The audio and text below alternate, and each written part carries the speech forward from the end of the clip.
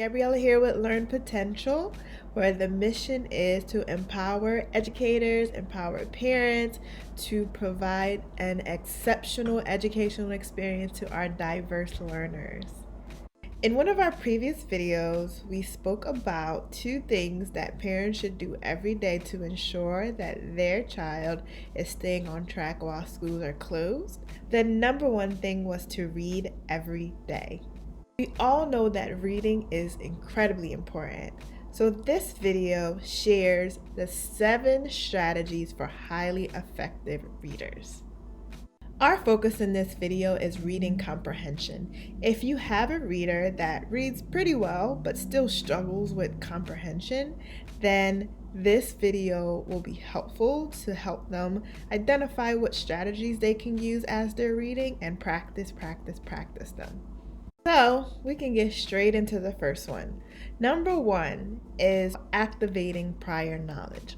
This reading strategy is important because as a reader reads, they should be thinking about how it applies to them, how it applies to something that they know, or if they've seen something in this book before. Applying the text to our lives helps the reader to comprehend character feelings, predict what may happen next based off of their own experience, and it's just a really great strategy to help the reader think as they're reading by using information that they've experienced before. Number 2 is making an inference.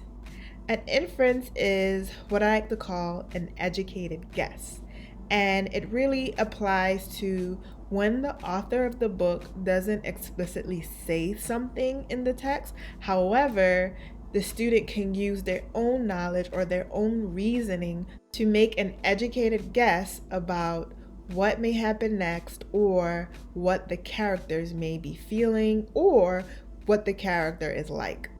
Number 3 is called monitoring or clarifying as you read. And this is pretty much thinking as you're reading, thinking about what you're reading. And this is especially important if something is confusing or something really important happened and the reader has to take it all in. Like, why did they do that? What could they have been thinking, or does that make sense? Number 4 is our most popular one, which is of course questioning, and we always want to ask questions about what we're reading so that way we can monitor our comprehension. So asking those who, what, when, where, and why questions are a prime example, and readers should be asking those questions as they're reading. Number 5 can be described as finding evidence in the text. Some call it searching or selecting, and this is most effective when an author specifically says something in the text and the reader can go right back to it and find it. And this can help with something that they may have been confused about or something that they wanted to find more information on. Number 6 is summarizing, and this usually happens maybe after reading a few pages, or some do it at the end of a book if it's a shorter book, and it's just summarizing what happened from beginning to end, the main characters, the main parts, and how the story ended. And by summarizing, we can remember key parts of the story, and it also helps with better understanding the main idea of the story and of course the theme or the moral of the story. And last but certainly not least, number 7, which is visualizing or visualization. And that is creating a mental image of the story either in your mind or if you're organizing it on paper. And that really helps the reader to see some of the things that are happening in the story, especially if it's a book that doesn't have too many pictures. I know that visualizing was my favorite part of reading because I would put myself like right in the book. So this is a great comprehension strategy that we can push our students to do as they're reading. This is a great tool if you have a diverse learner who's also very visual.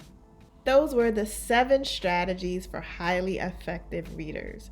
Do push your reader to practice one, two, or all of the strategies on a regular basis as they're reading. It will help build those comprehension skills. The more we practice it, the more we get comfortable with asking the right questions as we're reading, the better we become as readers. In the next few videos, I'm going to take each strategy and give you some examples using my favorite books. So look out for those.